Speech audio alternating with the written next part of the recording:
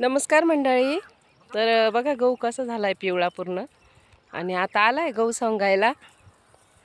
तर मशीन आता येईल, मोठं मशीननीच काढायचा आहे ना तो. तर हे बघा पूर्ण वावरात कसं पिवळं पिवळं दिसतंय, मस्त वंब्या. एकदम कडक वाळला आहे तो. आणि पावसाने पण वाचला तो. 2 दिवस पावसाचं खूप वातावरण होतं ना, तर वाचला आहे तो गहू.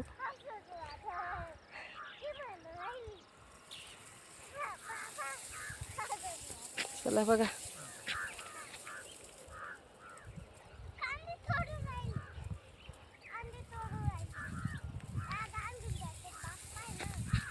सर्व बाजूंनी एकदम पिवळा पिवळा झाला आहे. आणि तो शेजारचा गहू होता तो सोंगून गेला आहे.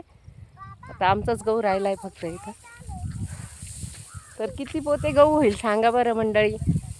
एवढा गहू किती होईल, किती पोते होतील सांगा, कमेंट करून सांगा किती होईल गहू.